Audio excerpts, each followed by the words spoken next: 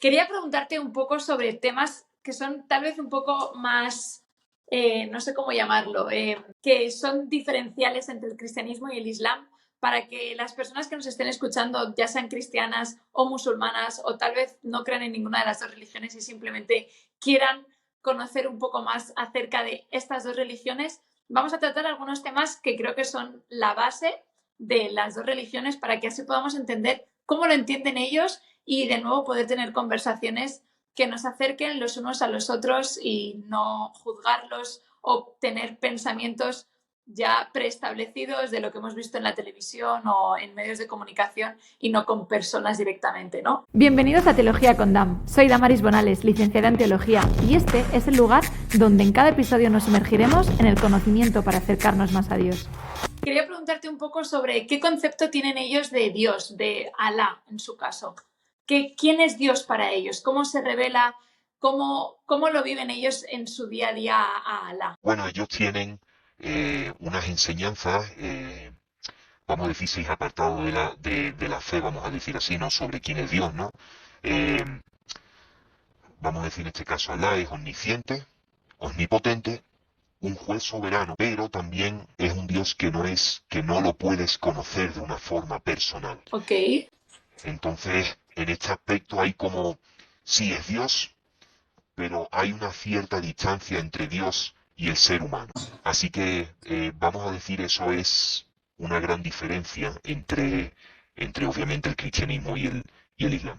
Tengo que decirte, antes de que continuemos, todo lo que yo voy a decir con respecto a lo que sé del islam, en lo que viví, en mi experiencia, dentro del islam hay muchísimas variaciones, muchísimas, vamos a decir, entre comillas, denominaciones y muchísimas formas de creer. Pero yo voy a hablar desde el punto de vista más general del islam. Genial, sí, gracias también por eso, Isaac, por ese apunte necesario. Así que, bueno, omnipotente, omnisciente, omnipresente, es igual que nuestro Dios, pero Dios entonces no es un Dios padre, ¿no? Que tal vez como cristianos es una de las figuras a la que más representamos. Yo en mi adolescencia entendí y tuve mi conversión al entender que Dios era mi padre y no importara lo que mi padre terrenal hiciera, mi padre era celestial y yo era su hija, ¿no? Ellos no son hijos de Dios, entonces no son adoptados como nosotros lo entenderíamos. No, el concepto de padre en el islam no está, de hecho está mal visto. Es como decir una herejía. Dios es omnisciente, omnipotente, omnipresente y como bien te he dicho, esta parte es muy importante, un juez soberano. Entonces en este aspecto ahí es donde yo te digo que te comentaba antes, ¿no? Que depende de Alá totalmente tu salvación. ¿A qué me refiero? No es que dependa de Alá, tú tienes que intentar ganártela, pero es soberano. El Islam enseña de que tanto las buenas cosas como las malas pasan porque Alá ha querido. Okay. Aquí hay una diferencia bastante importante entre el Islam y el cristianismo en este caso, ¿no? Qué interesante. Entonces, también la salvación no depende tanto como en el cristianismo de confesar que Jesús murió en la cruz, de que somos pecadores y la necesidad del acto de Jesús en la cruz y que resucitó y todo lo demás, sino que aunque tú confiesas, que sé que uno de los pilares del Islam es confesar que Alá es su Dios y Mahoma es su profeta, Mohammed es su profeta, pero eso no es suficiente, eso no te verifica la salvación, sino que aunque, como decíamos antes, aunque hagas muchas acciones y cumplas todos los ritos del Islam y las leyes, nunca vas a saber y nunca vas a poder dormir tranquilo, digamos, en esa certidumbre de la salvación, ¿no? En el Islam la base es seguir los 5 pilares del Islam, que es el Ramadán, la oración, dar limosna a los pobres, el peregrinaje y la shahada, obviamente, la shahada, que es la oración, lo traduciríamos como la oración de fe, ¿no? Que como tú bien has dicho es, no hay Dios más que Alá y Mahoma es su profeta, ¿no? Eh, el musulmán vive toda su vida intentando cumplir no solo estos 5 pilares, pero esto vamos a decirlo, como bien dice el nombre, los 5 pilares, para agradar y ganarse el favor de Alá.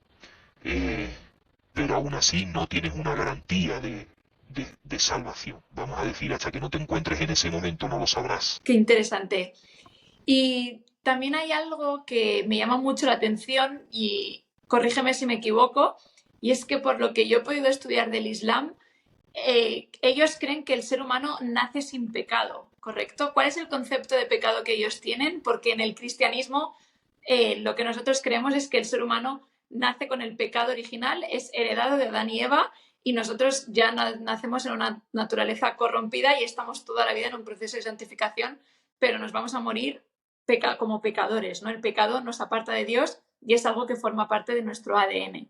En el Islam, ¿cómo lo ven esto? Bueno, en el Islam ven la vida del musulmán es todo un proceso de purificación para limpiarte, vamos a decir, de este pecado. No recuerdo, tengo que decir que no recuerdo si este concepto de nacer con el pecado está en el Islam o no. Lo que sí recuerdo es desde que tienes conciencia tienes que estar purificándote, limpiándote, lavándote de, vamos a decir, de esos pecados a través de estos pilares, ¿no? A través de la oración, a través de todas estas cosas. Por eso es como, bueno, de hecho, si ves a un musulmán cuando ora, cuando reza, dice su oración de fe mirando hacia la derecha y mirando hacia la izquierda. Esos son los ángeles que recogen tus buenas y tus malas obras. Eso es lo que enseña el Islam. Entonces tú estás diciéndole al ángel de la derecha y al ángel de la izquierda, no hay otro Dios más que Alá y Mahoma es su profeta, y lo vuelves a repetir hacia el otro lado. Así que es todo un proceso donde tú tienes dos ángeles recogiendo tus buenas y malas obras. Es todo un proceso, vamos a decirlo así, de purificación, para llegar lo más puro posible a la presencia de Alá, ¿no? Entonces de ahí que tú veas todo el proceso de la base antes de la oración, todo el proceso de la base antes de leer el Corán, vestiduras blancas, todo este tipo de cosas. Qué interesante.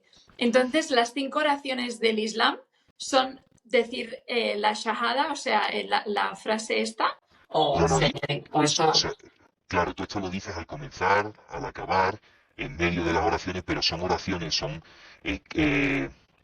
son suras del Corán que tienes que ir repitiendo de forma memorizada, que a día de hoy, después de tantos años ya fuera del Islam, todavía recuerdo capítulos completos que memoricé cuando era pequeño, ¿no? Entonces son rezos que tienes que aprender de memoria y que tú los vas recitando durante el rezo, Qué fuerte. 5 veces al día. Que sura, para paréntesis, sura son como versículos para nosotros. Capítulos, perdón.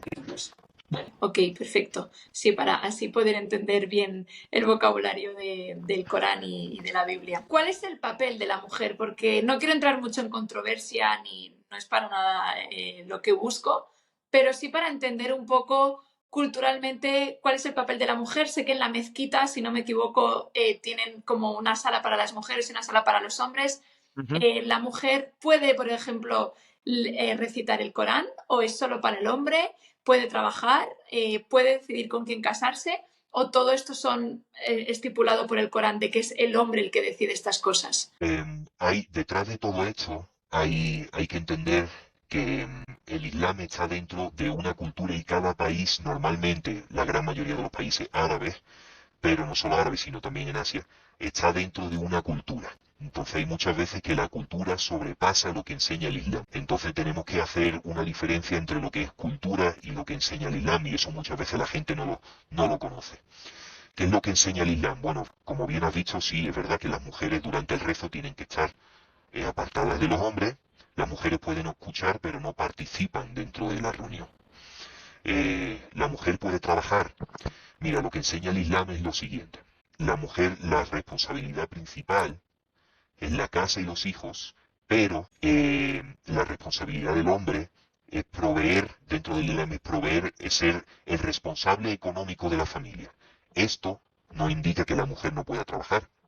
Puede trabajar, siempre y cuando no deje de lado, no sea su principal responsabilidad. Si se me entiende, lo que quiero decir es su principal responsabilidad es la casa y los niños, y puedes trabajar siempre y cuando tu trabajo no haga desatender tu casa y la familia. Por lo tanto, esto es algo que, dependiendo del país, pues obviamente se lleva un extremo u otro, pero eso ya es algo más cultural. No es algo que enseñe el Islam, pero siempre y cuando sea el hombre el que provea a la familia. Esto es lo que enseña el Islam. Así que sí puede trabajar. Con respecto a casarse, esto también depende mucho de la cultura. Hay muchos países que siempre se ha dicho que los matrimonios son arreglados y demás, y es verdad que el Islam enseña que tú des una dote, pero eso no implica de que tú des una dote y la familia automáticamente tenga que escoger con quién se casa la hija. Muchas veces esto es algo muy cultural. Y mira, es curioso. Quiero que sepas que estas cosas incluso pasan dentro de creyentes en estos países. Quiero que lo veas, aunque no estemos de acuerdo, quiero que entendáis la perspectiva desde la cual se ve. Muchas veces incluso gente cristiana lo entiende de esta forma. Por ejemplo, cristianos en la India. Cristianos en la India, las hijas entienden que sus padres, por experiencia en la vida, o simplemente van a buscar lo mejor o el mejor marido que puedan ser para ellas.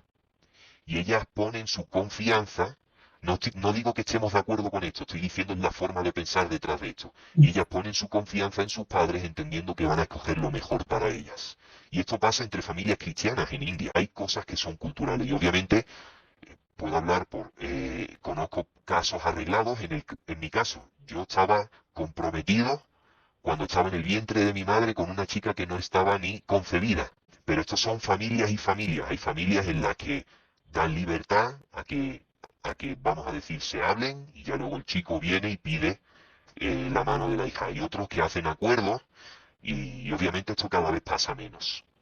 Claro. Pero quiero que entendáis que esto va más dentro de la cultura que el propio Islam, vamos a decirlo así. Interesante eso porque yo desconocía, por ejemplo, que, y tiene todo el sentido del mundo, culturalmente, la cultura siempre está de la mano con la religión. O sea, el cristianismo que se vive en España, donde yo vivo, es muy diferente al cristianismo que se vive en Argentina, donde es mi marido. O sea, las experiencias religiosas y todo esto, aunque creamos en el mismo Dios, su iglesia es muy diferente, era muy diferente a la que tenemos aquí en España, ¿no? Entonces, tiene mucho sentido lo que estás diciendo y creo que muchas veces hemos infravalorado el concepto de cultura en los países musulmanes, que obviamente son muchísimos, pero no todos los países musulmanes, claro, tienen las mismas normas respecto a la mujer, sobre todo, y qué interesante esto.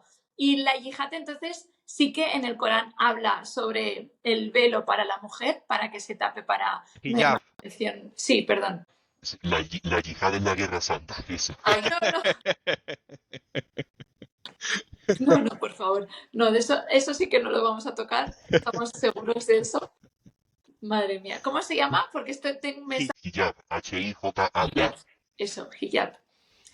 Madre mía. Bueno, pero entonces la hijab, o sea, ¿eso sí también cambia culturalmente por los países o eso sí que aparece en el Corán? No, eso, El Islam tiene el Corán y tiene el Hadith, que es, vamos a decir, el libro de las enseñanzas del profeta Mohammed, pero no es el Corán. Y ahí enseña, vamos a decir, formas y demás, pero sí es verdad que el Corán enseña, no solo tanto para la mujer, sino para el hombre, que cubra sus partes, vamos a decir, obviamente habla de sus partes íntimas, pero también dice que tanto el hombre como la mujer cuide su mirada y que también cuide su vestidura.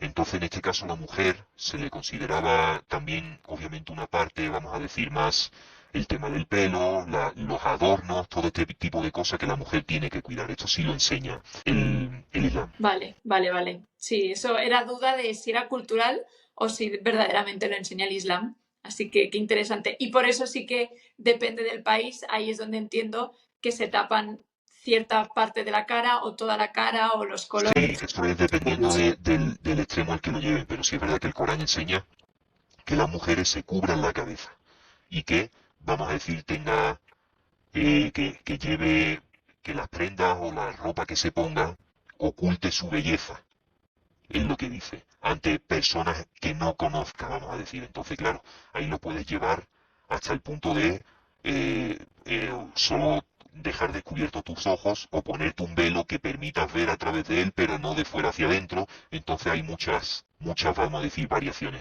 en este aspecto. Qué buen punto. Gracias, gracias también por esa aclaración. Y Muhammad, sé que, bueno, por lo que he leído, tuvo 4 mujeres a la vez y la poligamia, por ejemplo, en el cristianismo, pues no creemos en la poligamia, sí que históricamente en la Biblia, al principio de la Biblia aparecen varios personajes que tuvieron varias mujeres, pero luego ya no aparecen más de ellos por temas teológicos, pero en el Islam sí está permitido la poligamia o de nuevo es cultural, o en el Corán sí aparece conforme que el hombre tiene derecho a estar casado con más de una mujer. Sí, en el Islam se enseña que puedas estar casado con más de una mujer, dependiendo del país.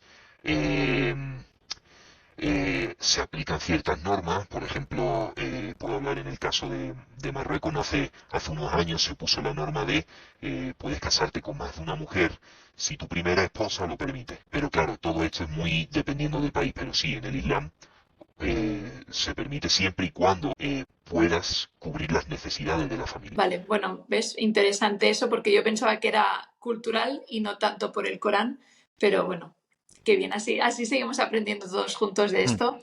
Y pensando un poco en el Islam, a mí me gusta siempre ver los puntos fuertes de la religión y cuáles son aquellas cosas que nosotros como cristianos podemos aprender de ellos. Sé que en otras conversaciones tuvimos estado hablando de la hospitalidad y eso me llamó mucho la atención. Entonces, ¿cuáles son aquellos puntos que crees que como cristianos nosotros podemos aprender de los musulmanes? Pasa como en todos lados, ¿no? Pero a mí una de las cosas que es de admirar, de vamos a decir, el musulmán practicante, es con el fervor con el que muchas veces practican su fe.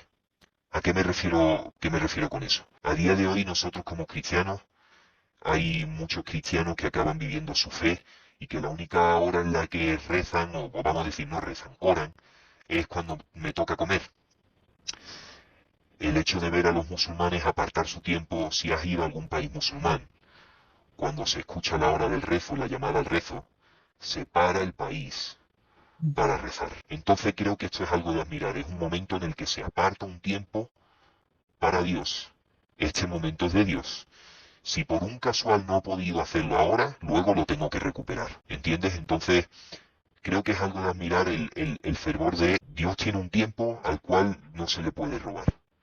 Y hay veces que nosotros como creyentes ponemos ese tiempo al mejor postor, vamos a decirlo así. En este caso puede ser tu trabajo, tu familia, tus estudios o Netflix. Qué bueno eso. Y totalmente me encanta ese punto, tanto que aprender de ellos de eso. Y ojalá, ¿no? Nosotros, bueno, por ejemplo, yo vivo en un pueblo y suenan las campanas cada hora, que marcan la hora, no marcan la hora de rezos ni nada por el estilo, pero sí ponernos alarmas o lo que fuera durante el día de recuerda hablar con Dios, ¿no? Qué triste que como cristianos muchas veces, como tú has dicho, la única vez que hablamos con Dios durante el día es bendecir los alimentos y si eso, el desayuno ya no lo hacemos, entonces lo queda la comida y la cena, si estás tú solo ya no lo haces, entonces en la cena ya si cenas con tu familia y al final ya se va perdiendo costumbres tan importantes y al final recordar a quién pertenecemos, ¿no? Y no solo trabajar en el día a día para Dios, sino dedicarle a Dios de verdad nuestro interior. Y yo me estaba preguntando por qué crees que, por ejemplo, yo que vivo en España,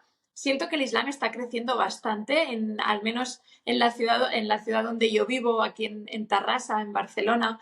¿Y por qué crees que el Islam está creciendo tanto? ¿Crees que está creciendo también más que el cristianismo? ¿Sabes un poco de datos o cuál es tu perspectiva de esto? Sí, a día de hoy el Islam es la religión que más está creciendo en el mundo. ¿Por qué?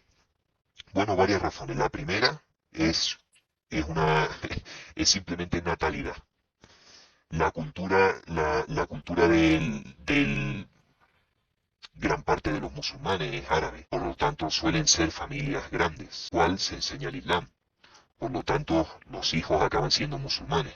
Y es simplemente por estadística, si nosotros como creyentes la media está entre 1 y 2 niños, pero un musulmán entre mínimo 3 y 4, bueno, es cuestión de tiempo de que haya más musulmanes que cristianos, vamos a decirlo así, ¿no? Claro. Simplemente por natalidad, esto es pura estadística. Pero también el Islam, eh, la propia palabra Islam significa paz. Y cuando vamos a decir, se comparte el Islam o se islamiza, se promueve o se predica, vamos a decir, la paz. Y entonces en un mundo donde no hay paz, el poder predicar, vamos a decir, este mensaje, al fin y al cabo el ser humano es lo que acaba buscando. En este caso, sin faltar al Islam, donde creo que, aunque sea la palabra Islam y signifique paz, no creo, bueno, no estoy seguro de que no la encontrarán ahí, pero al fin y al cabo, donde se da una salida a lo que el ser humano está buscando, pues a eso me agarra. Entonces, Yo diría principalmente en estas dos cosas. Sí, Natalidad, claro. Sí, tiene todo el sentido del mundo y porque tristemente la economía cada vez está más intermedia, entonces los cristianos nos planteamos mucho más tener hijos y tiene todo el sentido del mundo eso. Así que cristianos, vamos a ponernos las pilas también en ese sentido y confiando que Dios proveerá también. Pero bueno, más allá de todo eso, yo me preguntaba también cómo islamizan ellos, ¿no? ¿Cómo comparten ellos sobre Alá? Porque nosotros como cristianos formamos mucho a partir de campamentos, como te pasó a ti, eh, el boca a boca de mira mi vida, así soy yo, y también a través de invitar a las personas a las iglesias y allí pues que el Espíritu Santo haga lo que solo él puede hacer, ¿no? Pero para ellos hay como, por ejemplo, los testigos de Jehová que estuvimos viendo en meses pasados, tienen una serie de horas que tienen que cumplir durante la semana para poder predicar las buenas nuevas, etcétera. En el Islam hay como algunas normas, algunas leyes de cómo islamizar a los demás, o es más a través de como los cristianos de mira mi vida, te invito a la mezquita, etcétera. bueno, invitarte tanto a la mezquita no, porque en teoría a la mezquita solo pueden entrar los musulmanes. Pero, bueno, sí es mucho más a través del testimonio y del día a día. No hay, vamos a decir, hasta donde yo sé, donde me enseñaron, no hay un taller de islamismo o islamizar. Simplemente es cuando llega una persona y te pregunte, tú compartes lo que tú crees y convertirte al Islam es tan fácil como decir delante de testigos en árabe, no hay otro Dios más que Alá y Mahoma su profeta, decirlo en árabe. Una vez que tú digas esto, automáticamente te has convertido al Islam, si lo dices delante de testigos. Entonces esta es la forma en la que ellos comparten su fe.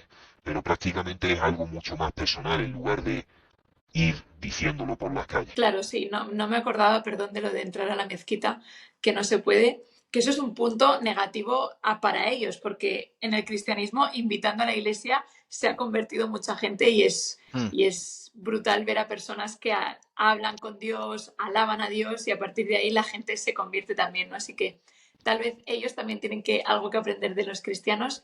Pero para ir terminando, ¿cómo crees tú en tu experiencia también como misionero, que es a lo que te dedicas ahora?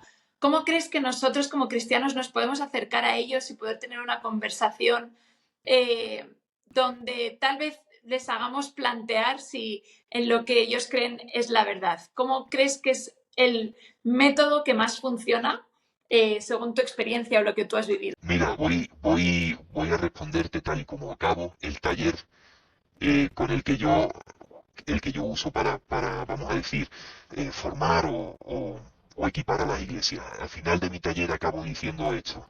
No hay, no hay una fórmula mágica, no depende de cuánto sepas sobre ellos, depende de cuánto sabes sobre Cristo.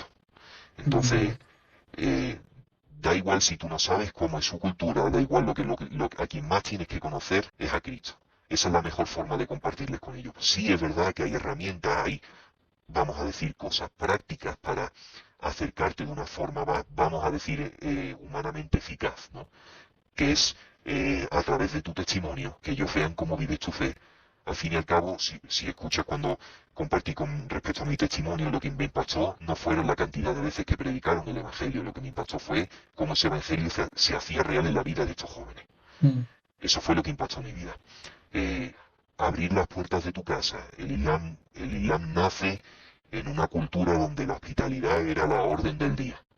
Sigue siendo así dentro del Islam. Si tú vas a un país árabe, puede invitarte una persona por la mañana a tomar un té y acabas saliendo después de la cena, o incluso a quedarte a dormir. Esa es la hospitalidad de la que estamos hablando, no de llegas a tu casa, te tomas un café y después de 2 horas, sal que ya me estás molestando. Esa hospitalidad, el que no te importe tener una persona al tiempo que sea necesario, que una persona pueda ver cómo quizás tu hora, cómo vives tu fe, como quizás un domingo por la mañana no puedes quedar porque es el tiempo en el que tienes reservado para ir a adorar y alabar al Señor. Quizás ver cómo te implicas en las cosas del Señor de diferentes formas, ya sea en la iglesia o ayudando a otras personas. Todo este tipo de cosas esas personas la ven. Entonces, abrir las puertas de tu casa y así de una forma práctica, mira, eh, yo diría, cuando vayas a compartir con un musulmán y vayas con una Biblia, por favor, esto no es algo pero quiero que entiendas de la cultura de la que viene el musulmán. Un musulmán se lava antes de abrir su libro sagrado. Si te presentas ante un musulmán con una Biblia, que no digo que esté mal, pero si te presentas ante un musulmán con una Biblia subrayada, llena de apuntes, letras y demás, lo primero que va a pensar el musulmán es que no respetas la palabra de tu Dios. Mi consejo es que vayas con una Biblia limpia. En este caso. Esto es algo práctico, vamos a decir así. Claro, eso me hace pensar a mí, ¿no? Cómo nosotros, al abrir nuestra Biblia, claro, es esta disyuntiva entre Dios es cercano para nosotros y yo, por ejemplo, mi Biblia la tengo subrayada de cuando Dios me ha hablado, lo subrayo y es mi Biblia desde que tengo 16 años, ¿no? Entonces la tengo mucho cariño y está muy desgastada ya y todo y le cambié la portada y todo. Pero claro, al fin y al cabo también es la Sagrada Escritura, es la palabra de Dios, ¿no? Entonces entiendo para el musulmán que la Biblia es, te tienes que purificar, tienes que estar con manos limpias porque vas a abrir la palabra de Alá. Ujú. Y entiendo que también los cristianos, por otro lado, claro, es nuestra Biblia y es como Dios nos habla y como como nos comunicamos con Él y por eso la subrayamos o escribimos o lo que sea, ¿no? Entonces, qué interesante para mí ahora mismo me reta, ¿no? A cómo yo abro la Biblia. La sigo abriendo también con ese temor de que es la palabra de Dios, pero a la vez Dios es mi Padre y necesito que me hable a través de la Biblia y me gusta apuntarme cuando me habla pues la fecha o en el versículo o lo que sea, ¿no? Entonces, qué interesante eso y qué buen tip también o qué buen apunte para acercarnos a ellos desde el máximo respeto, porque Ujú. ellos creen en Alá como Dios, como nosotros creemos en Dios, o sea, con el mismo fervor o incluso más, como tú también comentabas, y siempre con un corazón de aprender de ellos y que el Señor haga el resto, como lo hizo contigo, como lo hizo conmigo, aunque yo no era musulmana, pero cada uno de los que nos llamamos cristianos, Dios ha hecho el milagro, Dios ha entrado en nuestras vidas y el resto es historia, ¿no? Así que gracias, Isaac, por tu tiempo. Creo que ha sido una conversación muy interesante, muy profunda, que creo que es importante para tomar notas. Espero que hayas podido también, tú si nos estás escuchando desde donde sea, que hayas podido disfrutar de esta conversación de corazón a corazón, con dudas que tal vez tú también tenías. A mí me ha ayudado muchísimo, Isaac, también a poderme acercar a ellos y a verles también con otros ojos, como más cercanos tal vez, no tanto por lo que nos diferencia, sino por lo que nos une, ¿no? Que también es mucho. Así que gracias por tu tiempo, que Dios también te use en tu ministerio y gracias por querer dedicar tu vida a Él. Nos vemos muy pronto. Gracias.